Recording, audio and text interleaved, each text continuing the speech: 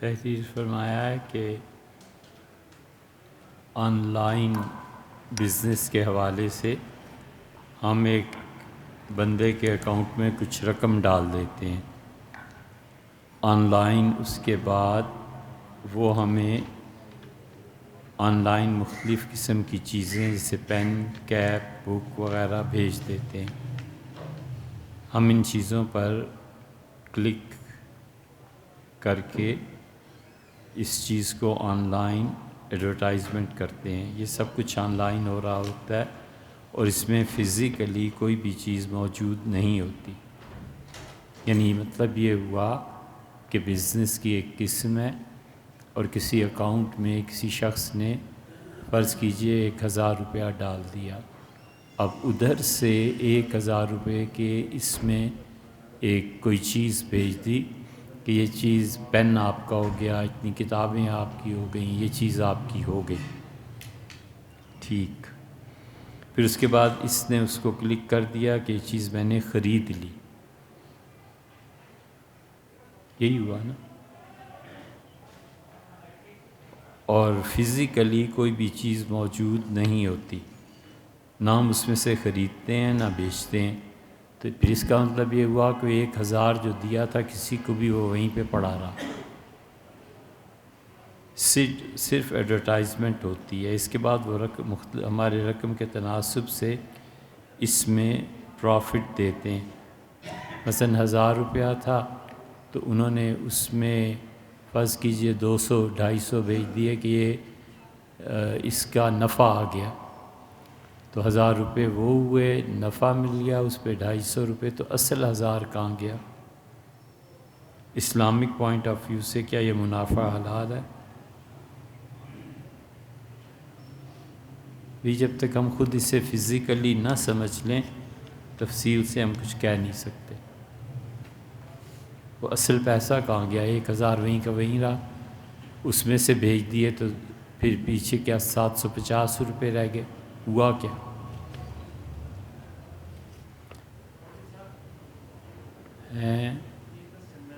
جی جی، بہت اچھے ارشاد، تشریف رکھیے۔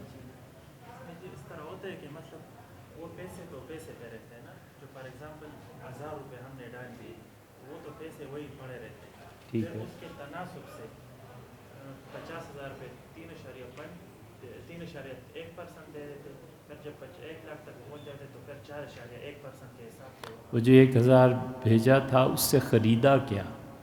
نہیں، صرف خریدا کچھ بھی نہیں۔ ایڈورٹائزمنٹ کرتے ہیں، جی خریدا۔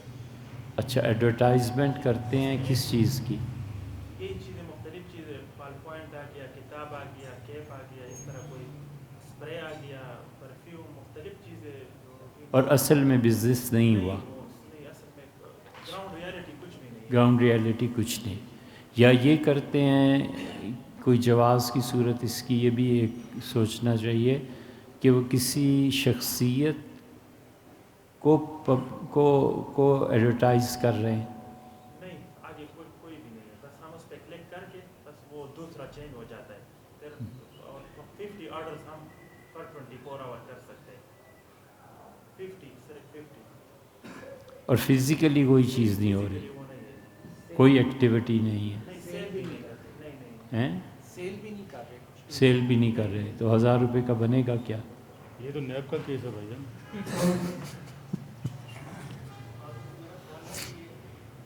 وہ انٹرنیٹ پہ یہ شو ہو رہا ہے کہ اس پروڈکٹ کی بڑی سیل ہو رہی ہے اور لوگ اٹریکٹ ہوتے ہیں، یہ فراڈ ہی بہت ہے۔ یہ جائز نہیں ہے۔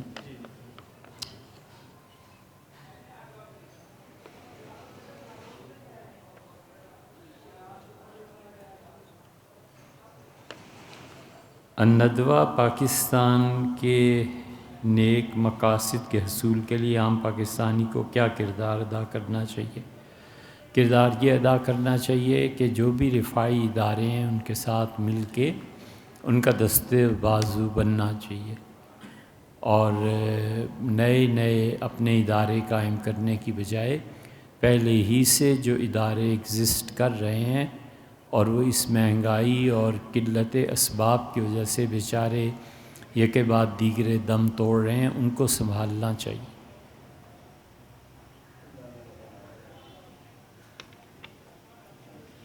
ازما ابوالحسلی ندوی رحمۃ اللہ علیہ نے یہ فرمایا تھا ہمارے کسی سوال کے جواب میں، جنوری کے رمضان تھے، شدید سردی پڑ رہی تھی، دھوپ پہ بیٹھے ہوئے تھے، تو ہم نے عرض کیا تھا کچھ، تو اس پہ فرمایا تھا کہ ہماری بہت تمنا ہے، بہت خواہش ہے کہ ندوہ پاکستان میں قائم ہونا چاہیے، بنگلہ دیش میں جیسے نیپال میں قائم ہے ایسے قائم ہونے چاہیے، اور یہ فرمایا تھا کہ پورے اعتدال کے ساتھ اللہ کے دین کی طرف دعوت دینی چاہیے، اور ہر دور میں جو دین کے تقاضے ہیں اعتدال کے ساتھ ان کا خیال رکھا جانا چاہیے، اس طرح کی نصیحتیں فرمائی تھیں۔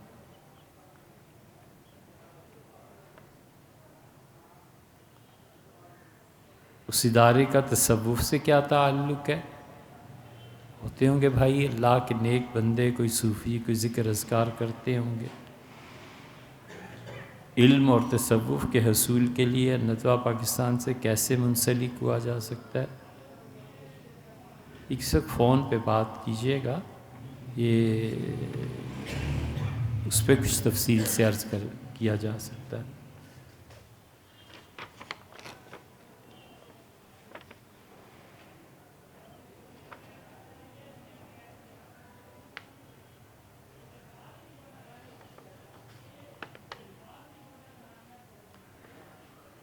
دیکھو بھیا، جو ہم نے پچھلی مرتبہ عرض کیا تھا وہ اصل قصہ یہی ہے کہ انسان کو زندگی میں اتنی فرصت اور اتنا وقت نہیں ملتا کہ ان سارے قضایا اور جھمیلوں سے نپٹے۔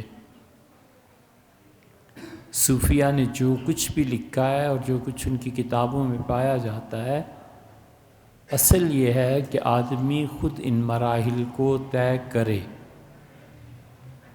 تصوف کے جتنے بھی ذکر اذکار ہیں جو مشائخ تلقین فرماتے ہیں، یہ احوال ان پر جو گزرے ہیں انسانوں پر بھی گزرتے ہیں۔ مثلا ایک آدمی مہدی ہونے کا دعویٰ کرتا ہے تو اس سے کیا مراد ہے؟ پاکستان میں تو ایک ہی چیز ہے کہ پکڑو اور جیل میں بند کر دو، یہاں تو ایک ہی چیز ہے کہ مذہبی پاگل لوگ جو ہوتے ہیں ان کو ان کے حوالے کر دو، دیوانوں کے حوالے کر دو، جنہیں نہ تو فتوے کی خبر ہے اور نہ ان کا علم وسیع ہے، اور ان کو تماشا مل جائے، فتوے لگائیں کفر کے اور اسے مار دیں۔ جو شخص مہدی ہونے کا دعویٰ کرتا ہے اس پر دنیا کے ہر طرح کا الزام لگا کے اسے کافر قرار دو، وغیرہ وغیرہ۔ پریکٹسنگ پاکستان میں ایسے، اور ہے کیا؟ اصل بات اتنی سی ہے کہ جو مہدی ہونے کا دعویٰ کرتا ہے اس سے بھی تو پوچھا جائے کہ بھائی آپ کا دعویٰ کیا ہے؟ ذکر اذکار کرتے ہوئے کئی صوفیہ پر یہ حالت طاری ہوتی ہے کہ انہیں بتایا جاتا ہے خوابوں میں اور کشف کے ذریعے کہ تم مہدی ہو۔ یہ ہم ایک مثال دے رہے ہیں، اب اس کے پیچھے پڑ گئے، اسے مار کے قتل کر کے جیل بھیج دیا۔ وہ اپنے شیخ کو بتاتا ہے کہ حضرت مجھ پہ یہ حالت طاری ہے، تو شیخ اس کا کوئی علاج کرتے ہیں۔ خود ہمارے حضرت رحمۃ اللہ علیہ بھی یہ بات آ گئی تھی کہ انہیں یقین دلایا گیا کہ وہ مہدی ہیں۔ حضرت تھانوی نور اللہ مرکزہ کے مریدوں میں ایک پہ یہ حالت آ گئی تھی، انہیں خواب میں کہا گیا تو حضرت رحمۃ اللہ نے جواب میں لکھا کہ اس کا مطلب صرف اتنا سا ہے کہ تم صحیح راہ پر ہو، یا پھر جو تمہارے پیر و مرشد ہیں جو طریقہ ہے یہ صحیح۔ ہمارے حضرت رحمۃ اللہ بھی یہ حالت آئی تھی تو حضرت مدنی نور اللہ مرکزہ نے یہی لکھا تھا، انہیں یہی جواب دیا تھا۔ اب یہ ضروری ہے کہ اس پہ فتویٰ لگایا جائے اور اسے مارا جائے؟ اس کی کیفیت کو سمجھنا چاہیے کہ اس جرم کی بنیاد کیا، اگر یہ جرم ہے تو تصوف میں ایسی کیفیات آتی ہیں، طاری ہوتی ہیں، فنائیت میں ایسی کیفیت آ جاتی ہے کہ پوری کائنات اس کو فنا نظر آتی ہے، اور وہ اپنی آنکھوں سے دیکھتا ہے کہ ختم ہو گئی سب دنیا۔ اسی تصوف میں ایسی کیفیت آ جاتی ہے کہ وہ جس شخص سے محبت کرتا ہے، یہ تو ہم نے دنیا کی محبت میں بھی دیکھا، اس پہ اس محبت کا اتنا غلبہ ہو جاتا ہے کہ اس کی ذات کلیتاً فنا ہو جاتی ہے اور وہ محبوب میں یا محبوبہ کے رنگ میں گم ہو جاتا ہے۔ اتنی شدید محبت کرنے والے پاگل بھی دیوانے ہم نے دیکھے کہ وہ سمجھتا تھا جس لڑکی سے میں محبت کر رہا ہوں اب میں وہی ہو گیا ہوں، ہاتھوں کو کاٹتا ہے کہ مجھے ہو کیا گیا۔ شیخ کے ساتھ بھی یہی ہوتا ہے، اپنے مشائخ کا اتنا غلبہ ہو جاتا ہے کہ آدمی پر فنا کی ایسی کیفیت طاری ہوتی ہے کہ اسے سمجھتا ہے، وہ لگتا ہے میں اپنا شیخ خود ہی ہو گیا ہوں۔ یہ سب چیزیں ہوتی ہیں، معروم کے ساتھ نہیں ہوا۔ ان کے پیر و مرشد تھے یہ شمس تبریزی رحمۃ اللہ علیہ، تو شمس جب گم ہو گئے تو ان کی تو حالت عجیب ہو گئی۔ جس جگہ پتہ چلتا تھا کہ شمس تبریز یہاں ہیں، معروم وہاں پہنچ جاتے تھے۔ ہوتے ہوتے ان کی حالت یہ ہو گئی کہ انہوں نے کہا بس میں خود ہی اب شمس تبریز ہوں، میں خود ہی ہوں جو کچھ کہ ہوں۔ کہ بہت سو پہ حضرت مدنی نور اللہ مرکزو نے لکھا ہے کہ مجھ پر ایک مرتبہ ایسی کیفیت طاری ہوئی کہ میں نے سوچا دیکھا کہ میں اپنے شیخ کی صورت اختیار کر گیا ہوں، میں اپنے ہاتھوں کو کاٹتا تھا کہ مجھے ہو کیا گیا ہے۔ تو یہ فنائیت کی کیفیت، ایسی بہت چیزیں آتی ہیں، بجائے اس کے کہ ان کو گمراہ قرار دیں، بجائے اس کے کہ ان اللہ کے پاک بندوں پر تہمت دھریں، خود چلو نا اس راستے پہ، آؤ 2-4 قدم چلو تاکہ تمہیں بھی پتہ ہو۔ خام خواہ کے اعتراضات، اور عوام میں اس مسئلوں کو اس لیے نہیں بیان کرنا چاہیے کہ لوگ ان چیزوں کو نہیں سمجھ پاتے، انہیں بس یہی تلقین کرنی چاہیے کہ نماز روزہ اپنا کرو، یہ ٹھیک۔ بہت مرتبہ ہمیں بھی خط ملتے ہیں، فون آتا ہے کہ باتیں سمجھ میں نہیں آتی، ہم کہتے ہیں نہ سمجھنے کی کوشش کیجئے، جو ہم کہتے ہیں نفل پڑھا کیجئے، تسبیح پڑھا کیجئے، آپ چھوڑیں ان قصوں۔ یہ پتھر بہت بھاری ہے، چوم کے چھوڑ دینا چاہیے۔ قبر والوں سے فیض کیسے پایا جاتا ہے اور قبر والوں سے مدد طلب کرنا کیسے؟ کوئی نہیں کہتا کہ قبر والوں سے مدد طلب کرو، اور نہ اس قضیے میں ایاک نعبد و ایاک نستعین، ہمیشہ اللہ سے مدد مانگنی چاہیے، اور قبر سے فیض جب ہونا ہوگا نا وہ خود ہی ہو جائے گا، اس کے لیے کوئی تردد کرنے کی ضرورت نہیں پیش آتی۔ داڑھی کو کلر کرنے کے بارے میں کیا حکم ہے؟ امام صاحب داڑھی کو براؤن کریں، دیکھنے والے کو سیاہ لگے، کیا اس امام کے پیچھے نماز ہو جاتی ہے؟ دیکھیے، داڑھی کو براؤن کرنا، اسے رنگ میں تغیر دینا، سفید ہے تو اس کو مہندی سے رنگنا، یا خضاب ہے اس میں مہندی کا ملا لینا، یہ سب چیزیں، سب صورتیں جائز ہیں۔ اور بنیاد یہ ہے کہ حضرت ابوبکر رضی اللہ عنہ اپنے والد کو لے کے جب خدمت میں حاضر ہوئے تو حضور صلی اللہ علیہ وسلم نے فرمایا ابوبکر یہ نہیں چاہیے تھا، میں چلا جاتا آپ کے گھر۔ تو حضرت ابوبکر رضی اللہ عنہ اس محبت پہ رو پڑے، ان کا اللہ کے رسول میرے والد کا حق تھا کہ آپ کی خدمت میں حاضری دیں۔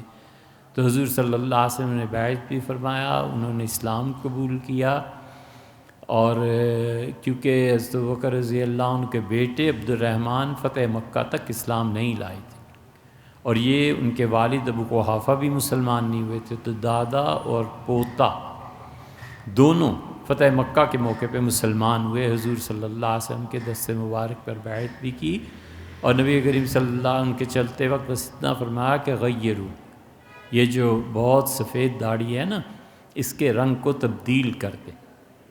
تو ہر طرح سے آزادی ہے، صحابہ رضی اللہ عنہ تبدیل بھی کر دیتے تھے، صحابہ رضی اللہ عنہ بالکل سفید داڑھیوں کے بھی تھے، صحابہ رضی اللہ عنہ مہندی بھی لگا لیتے تھے، خضاب میں مہندی کو شامل کر کے لگا دیتے تھے۔ جب ہر طرح کے لوگ ہیں تو ہمیں کیا ضرورت پڑی ہے کسی پہ پابندی لگائیں؟ خالص سیاہ خضاب اس سے منع فرمایا، اس کے علاوہ اجازت دی۔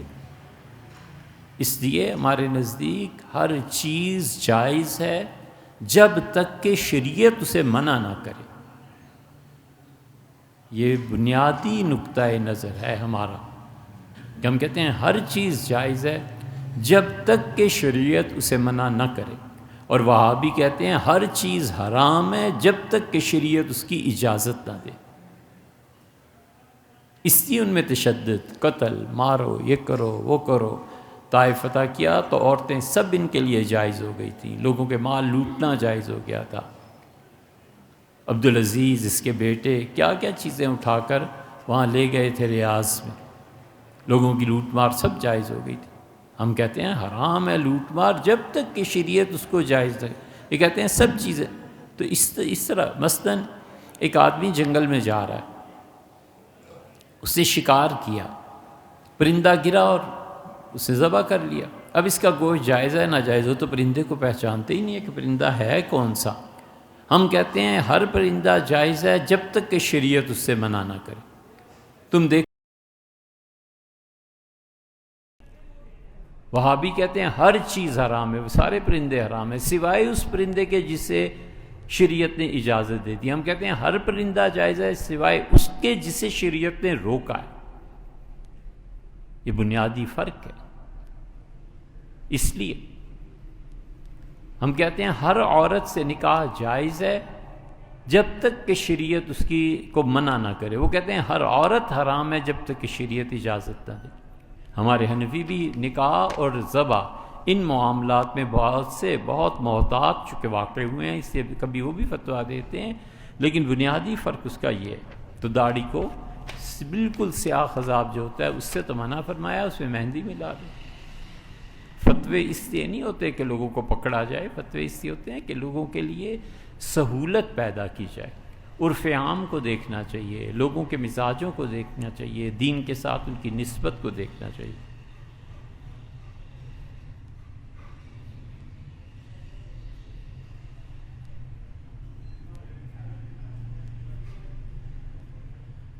بھیا جو پہلا سوال آپ نے تحریر فرمایا نا، اس سلسلے میں فون کیجئے گا کبھی۔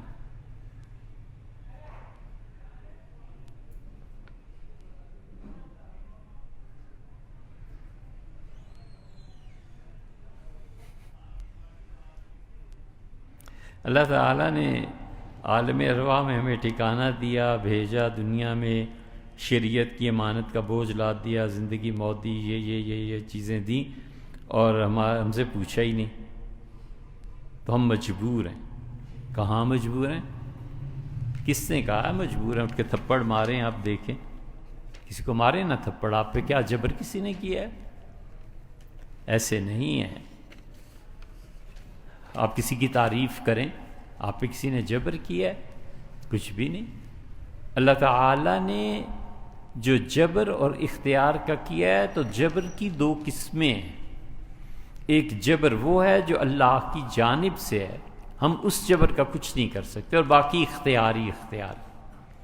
آپ چیزوں کو مکس اپ کر رہے ہیں۔ بنیادی طور پہ اہل سنہ کے ہاں یہاں پہنچ کے عقیدے میں ٹھوکر لگتی ہے۔ وہ کہتے ہیں آپ اسے مکس اپ نہ کریں، ایک جبر اللہ کا ہے۔ یہ جتنی مثالیں آپ نے دی ہیں یہ اس جبر کی ہیں۔ اللہ نے پیدا کیا، ہم سے نہیں پوچھا یہ خدائی جبر ہے، آپ کو قبول کرنا پڑے گا، آپ سے کیوں پوچھیں؟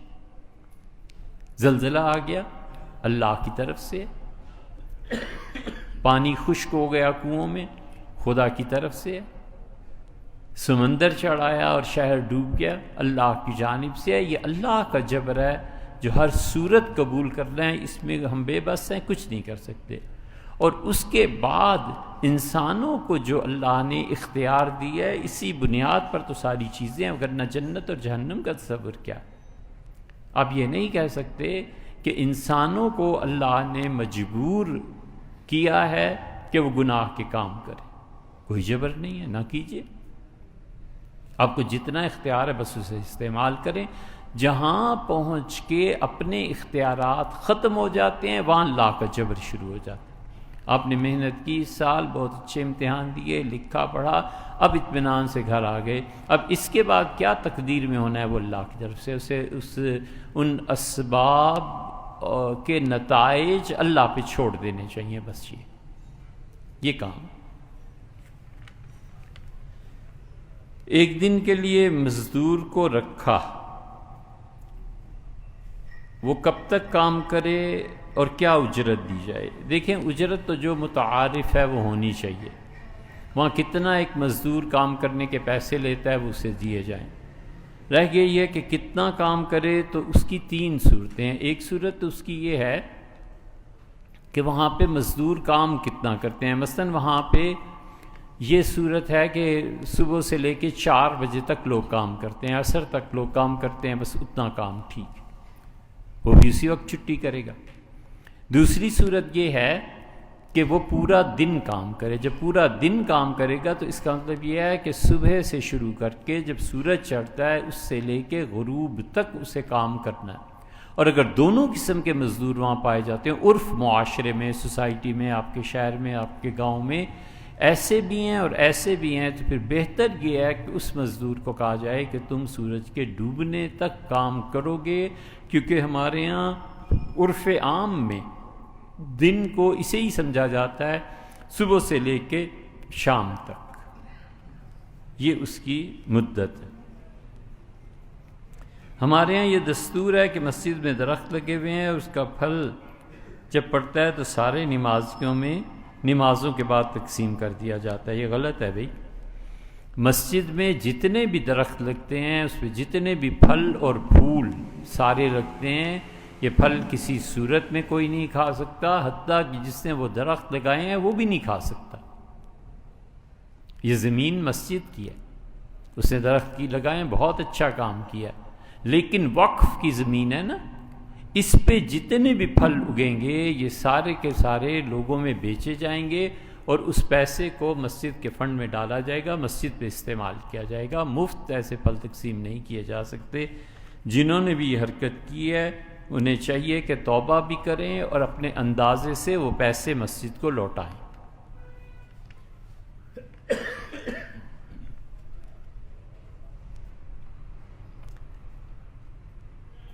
دیکھیں جتنے جانوروں کی فہرست تحریر فرمائی ہے نا آپ نے، یہ جو پہلا مسئلہ پھلوں کے متعلق بیان کیا یہ فتاویٰ قاضی خان میں مل جائے گا. پھر آپ پوچھیں گے کہ اس کا حوالہ کیا ہے.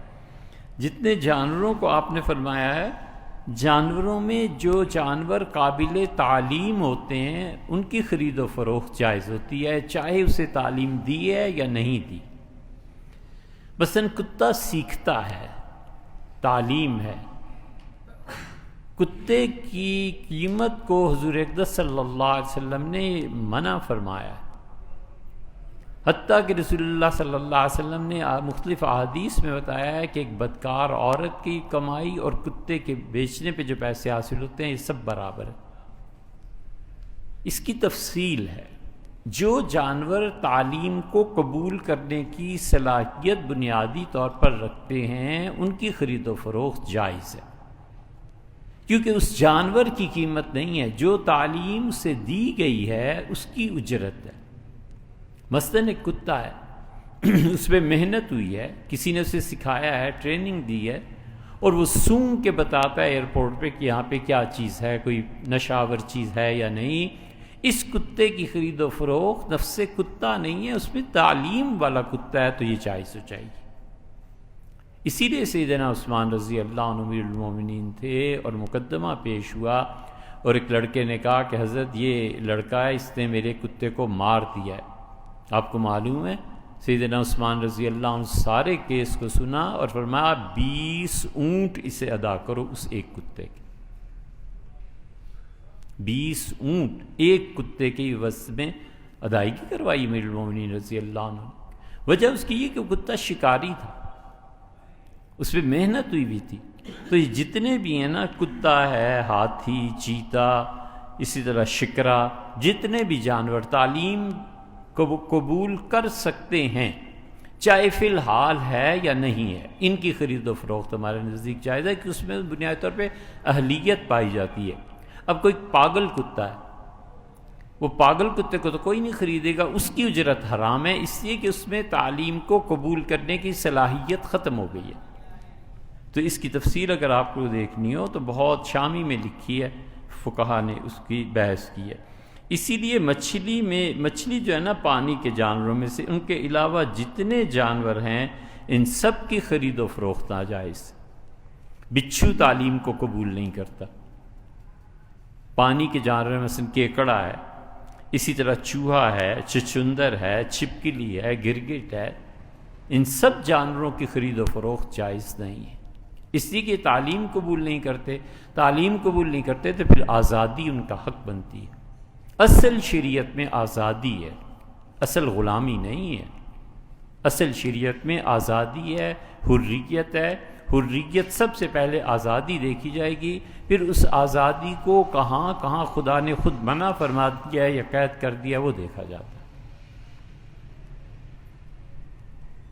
دعویٰ کرنا بالکل عدالتوں میں جانا چاہیے، دعویٰ کرنا چاہیے، نہ صرف جائز ہے بلکہ بسا اوقات ضروری بھی ہو جاتا ہے۔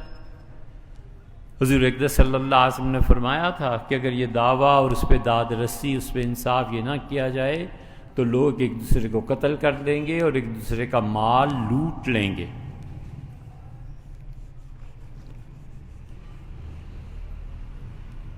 اور بحقی میں آتا ہے، آپ نے البینۃ علی المدعی، اور جو دعویٰ کرے اسے چاہیے گواہ بھی پیش کرے۔ محض کسی کے دعوے پہ تو انصاف نہیں نہ کیا جا سکتا جب تک دونوں فریقین کی، دونوں طرف کی سنی نہ جائے۔ یہ ہم سب کو اپنی ذاتی زندگی میں بھی بڑی احتیاط کرنی چاہیے۔ ایک کیس پیش ہوا حضرت داؤد علیہ السلام کے ہاں، اور اللہ تعالیٰ نے فرمایا کہ حضرت داؤد علیہ السلام کے ہاں کیس یہ پیش ہو گیا کہ اس نے کہا لہو تسع و تسعون ناجتم ولی ناجتم واحدہ، حضرت اس کے پاس 99 دمبیاں ہیں اور میرے پاس ایک دمبی ہے، اور یہ چاہتا ہے کہ پریشرائز کر کے وہ ایک دمبی یا خود لے لے اور میرا ہاتھ دھو لوں میں ساری اپنی جو بھی میرا سرمایہ ہے۔ تو حضرت داؤد علیہ السلام نے وہ 99 والے کا موقف سنے بغیر فرمایا وَإِنَّ كَثِيرًا مِّنَ الْخُلَطَاءِ، اور بہت سے لوگ جو شراکت کی بنیاد پر کاروبار کرتے ہیں اپنے شریک کو دھوکے دینے کی کوششیں کرتے رہتے ہیں۔ اللہ تعالیٰ نے وہی کر دی، اور داؤد علیہ السلام کو تنبؤ کیا، اور داؤد علیہ السلام نے توبہ کی، اس سے سجدے میں گر گئے اور اللہ سے معافی مانگی کہ اللہ مجھے نہیں کہنا چاہیے تھا۔ کیا گناہ ہو گیا ان سے؟ انہوں نے ایک طرف کی سنی اور دوسری طرف کے سنے بغیر فیصلہ کر دیا۔ اللہ تعالیٰ نے فرمایا نعم اللہ، بڑا ہی اچھا بندہ تھا ہمارا۔ اللہ نے ان کی تعریف کی۔ کبھی بھی ایک طرف کو سن کے فیصلہ کرنا ہی نہیں چاہیے۔ ایک طرف کو سن کے فیصلہ سے داؤد علیہ السلام نے کیا نا، اللہ نے فرمایا داؤد فوراً سمجھ گئے کہ میں نے انہیں آزمائش میں ڈال دیا، وہ آزمائے گئے۔ بیوی کی سن لی، اس پہ ایکشن لے دیا، ماں کی سن لی، اس پہ ایکشن لے دیا۔ اس لیے اگر مزاج میں غصہ اور گرمی ہونا تو اس جھنجٹ میں پڑنا ہی نہیں چاہیے، کوئی اور راہ اختیار کرے، کسی اور کو کہے کہ اس کیس کو سنیں۔ کبھی بھی ایک طرف کی سن کے جو بھی فیصلہ کرے گا وہ خطا کھائے گا، ہونا ہی نہیں چاہیے۔ اس لیے آپ دیکھیں کہ یہاں پر مال کا، خون کا حضور صلی اللہ علیہ وسلم دو چیزوں کا نام لیا۔ آپ نے فرمایا کہ اگر دعویٰ، انصاف یا عدالتوں کا سسٹم ختم ہو جائے گا تو لوگ ایک دوسرے کے مال کو جائز قرار دے لیں گے اور ایک دوسرے کی خون کو جائز قرار دے دیں گے۔ لیکن پاکستان میں جس حد تک ہو سکے اس سے بچنا چاہیے۔ معاف کر دے بہت اچھا ہے، دوسرے نے غلط دعویٰ کر دیا ہے، اگر تھوڑا بہت یا کچھ بھی اس کے ساتھ اس کو پیسے دے کے جان چھڑائی جا سکتی ہے کر دے۔ اس ملک میں بہت قباحتیں ہیں، عدالتوں میں جانا ہی نہیں چاہیے۔ سب سے بڑی قباحت تو یہ ہے کہ اسلام کا نظام عدل نہیں ہے، یہ کافروں کا نظام ہے، اس کے لیے جاتے ہیں۔ کوئی خلا کرانے کے لیے جا رہی ہیں تو کوئی طلاق دینے جا رہا ہے، کوئی اپنی دکان کا جھگڑا اور اس کا جھگڑا اور اس کا جھگڑا، ان کاموں میں پڑنا ہی نہیں چاہیے۔ پیسہ بھی ضائع، وقت بھی ضائع، اور جو کچھ حاصل وصول ہوتا ہے وہ انگریزوں کے قانون کے مطابق ہوتا ہے، کوئی شریعت کا قانون تھوڑا ہی چلتا ہے۔ اور اس لیے بھی نہیں جانا چاہیے کہ یہاں عدالتیں بکتی ہیں۔ بڑے سے بڑے عہدے سے لے کے چھوٹے سے چھوٹے فقیر اور مزدور تک کہیں انصاف نہیں ہے۔ یہ آج کل جو کچھ ہو رہا ہے آپ دیکھ ہی لیں۔ اس لیے جان چھڑانی چاہیے، کسی طرح اپنے وقت کو اور مال کو ضائع ہونے سے بچانا چاہیے۔ مسرور صاحب نے لندن سے یہ سوال بھیجا ہے، فرماتے ہیں کہ غیر مسلم کے لیے دعائے مغفرت کرنا کیسا ہے؟ یہ جائز نہیں ہے۔ آپ مغفرت کی دعا اسی کے لیے کریں گے نا جس کا عقیدہ ٹھیک ہوگا، جو مسلمان ہوگا۔ ایک آدمی کا عقیدہ ہی بنیادی طور پہ ٹھیک نہیں ہے، وہ خدا کو ہی ایک نہیں مانتا، حضرت رسالت پناہ صلی اللہ علیہ وسلم کو خدا کا رسول مانتا ہی نہیں ہے، مانتا بھی ہے تو اللہ کے آخری نبی علیہ الصلوۃ والتسلیم نہیں مانتا۔ تو یہ رکاوٹیں ہیں جو اس نے خود کھڑی کی ہوئی ہیں، اپنے آپ کو بچایا ہوا ہے کہ لوگ اس کے لیے مسلمان دعا مانگیں۔ تو اس لیے غیر مسلم کے لیے یا جس کی بھی والعیاذ باللہ کفر پہ موت آئی ہو اس کے لیے دعا مانگنا جائز ہی نہیں ہے۔ افسوس تو کر سکتے ہیں۔ ہاں، افسوس کیا جا سکتا ہے، دعا بھی دی جا سکتی ہے، اللہ آپ کو اس کا اچھا بدل نصیب فرمائے۔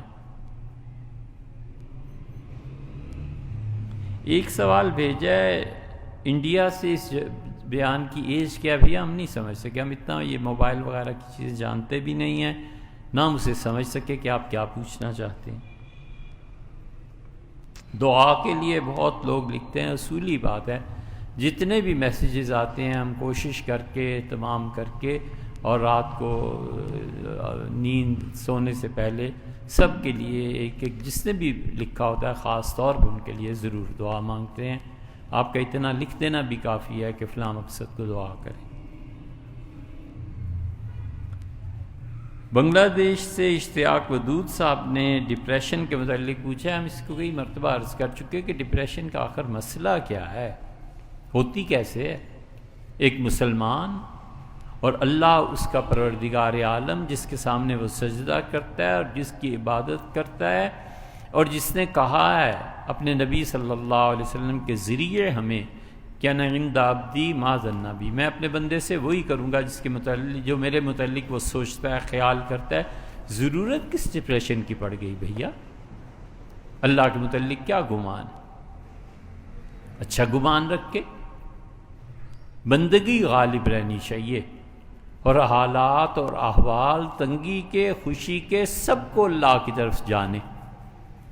جب یہ سب کچھ لکھا جا رہا تھا تو اس وقت تو آپ بولے نہیں، اب جب وہ ظاہر ہو رہا ہے تو اب آپ بولتے ہیں، اب آپ کہتے ہیں کہ یہ ہو گیا وہ ہو گیا۔ جب لکھا جا رہا تھا اس وقت بولتے ہیں نا، اس وقت تو آپ نے کچھ نہیں کہا۔ تو اس لیے کوئی ڈپریشن، کوئی مایوسی نہیں، خوش رہیے۔ جو تسبیحات اللہ کے ذکر پہ حضور صلی اللہ علیہ وسلم بتائیں اس سے کثرت سے پڑھیے، اللہ کی بہت کثرت سے حمد کیجئے، تعریف بیان کیجئے۔ قرآن کریم میں جہاں جہاں اللہ کی تعریف آئی ہے نا، خود اللہ نے فرمائی ہے، ان آیات کو الگ کر کے لکھ کے اسے پڑھیے۔ کچھ نہیں ہے، کیا ڈپریشن ہے؟ سمجھ ہی نہیں آتی اللہ کے ہوتے ہوئے مایوسی، حق تعالی شانہ کے ہوتے ہوئے کسی کو اس کے مسائل کا حل نہ ملے۔ اس پہ تو یہی وہ بات یاد آتی ہے، ایک خاتون آئی تھیں، بچی اس کی بیمار تھی، تو اس نے شیخ محمد زکریا صاحب رحمۃ اللہ علیہ کہا کہ حضرت مجھے تعویذ چاہیے، مولانا الیاس صاحب رحمۃ اللہ علیہ سے۔ تبلیغی جماعت والے تو مولانا الیاس صاحب رحمۃ اللہ دہلی تشریف لے گئے تھے، وہ آئی تو ان کا چچا دہلی گئے ہوئے، وہ دہلی چلی گئی، معلوم ہوا حضرت سہارنپور آ گئے ہیں، پھر ادھر آئی تو پھر حضرت رحمۃ اللہ کہیں اور چلے گئے۔ تو آخر حضرت شیخ نے ایک دن اس عورت کے یہ سفر، یہ اصرار، رونا دھونا اس پہ لکھ دیا کہ چچا جان یہ عورت ہے اور اس طرح تعویذ چاہتی ہے۔ حضرت شیخ نے کہا میں دے دیتا ہوں، انہوں نے کہا نہ حضرت سے چاہیے۔ یہ عورتوں کے بڑے عجیب عجیب قصے ہیں۔ امام ابو حنیفہ رحمۃ اللہ علیہ کی والدہ شہر میں ایک تھے، واعظ کرتے تھے، خوب قصے سناتے تھے، عورتیں جاتی تھیں واعظ سننے، سب روتی تھیں، بڑی تسلی ہوتی تھی کہ بڑا اللہ والا بزرگ ہے۔ امام ابو حنیفہ رحمۃ اللہ سے والدہ نے مسئلہ پوچھا تو انہوں نے کہا نہ تم نہیں بتاؤ، ان سے پوچھ کے آؤ، وہ مسئلے سچے بتاتے ہیں، تم ایسے ہی۔ امام صاحب رحمۃ اللہ علیہ ان کے پاس جاتے تھے، مجتہد مطلق تابعی رحمہ اللہ، اور ان سے پوچھ کے آتے تھے مسئلہ، اور والدہ کو کہتے تھے کہ انہوں نے یہ مسئلہ بتایا۔ ایک دن چلے گئے حضرت ماں کے والدہ صاحبہ کے کہنے پہ، تو ماں کے اصرار پہ مسئلہ، اس نے کہا حضرت اب میرے پاس کیوں آتے ہیں، مجھے تو آپ کو پتہ ہے آتا جاتا تو کچھ ہے نہیں، عورتیں ایسے ہی رونا دھونا ہو جاتا ہے ان کا، تو ایسے کریں مسئلہ تو بہت ہی پیچیدہ، آپ مجھے بتا دیں میں پھر آپ کو بتا دیتا ہوں۔ امام صاحب رحمۃ اللہ نے فرمایا یہ ہے مسئلے کا حل۔ اس نے پھر دوہرایا کہ حضرت یہی ہے، ہم کہاں کہ بتا دینا چاہتے۔ تو اس لیے یہ جو کیا بات تھی، حضرت نے تعویذ کو لکھا چچا جان کی یہ حالت ہے، اور میں کہتی ہے تمہارا بھی تعویذ نہیں چاہیے. تو مولانا الیاس صاحب رحمۃ اللہ دہلی سے ایک تعویذ بھیجا اور اسے کے ساتھ لکھا کہ مولانا زکریا اگر اس عورت کو اس کی بچی کو نا اس تعویذ سے بھی آرام نہ آئے تو پھر مر جائے، اب یہی حل ہے. شیخ فرماتے ہیں حضرت کا ایسا مزاج ہی نہیں تھا. جب وہ تشریف آوری ہوئی تو میں نے پوچھا کہ حضرت چچا جان یہ آپ نے کیا لکھ دیا؟ فرمانے لگے حضور صلی اللہ علیہ وسلم نے اس دعا کی تلقین کی تھی کہ جو یہ پڑھے گا اسے شفا ملے گی، اس پہ بھی کسی کو نہ شفا ملے اور میرے تعویذ سے ملے تو مر جائے اچھا ہے. اس سے بھیا کس چیز کی ڈپریشن؟ اللہ پہ ایمان ہے، اعتماد ہے، بھروسہ ہے. زندگی کی مشکلات ہیں، مشکلات کو فیس کرنا، مشکلوں میں جینا، مخالفت کو برداشت کرنا. وہ بھی کوئی آدمی ہے جس کے 2-4 دشمن نہ ہو، وہ بھی کوئی مرد ہے جس کو 2-4 مارنے والے تانے دینے والے نہ ہو. یہ ہونا چاہیے. زندگی کی رسم و بزم یہی ہے، زندگی کا لطف اس میں. اگر یہ چیزیں نہ ہوں تو والدہ صاحبہ کے پاس چلے جانا چاہیے، اہلیہ محترمہ کے پاس چلے جانا چاہیے، پھر زندگی میں نہ رہے. مردوں کی زندگی وہ تو گھوڑے پہ جم کے بیٹھنا ہے، سرکش گھوڑے کو قابو میں کرنا.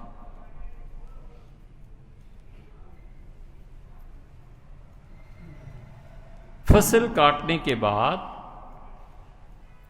کھیت میں جو جڑیں رہ گئی تھیں اس کو آگ لگائی اور وہ آگ ساتھ کے کھلیان میں جا کے اس نے کسی کی کھڑی فصل کو تباہ کر دیا. کس پہ تاوان پڑے گا؟ دیکھنا چاہیے کہ جب اس نے آگ لگائی تھی اس وقت موسم کیسا تھا. اگر تو موسم اس وقت ایسا تھا کہ ہوا چل رہی تھی یا اس کے آثار تھے تو پھر جس نے آگ لگائی ہے اسے اس فصل کا تاوان دینا پڑے گا. اور اگر ایسے حالات نہیں تھے، نارمل ویدر تھا، تو پھر اس کے ذمے کچھ نہیں ہے، یہ کچھ نہیں ادا کرے.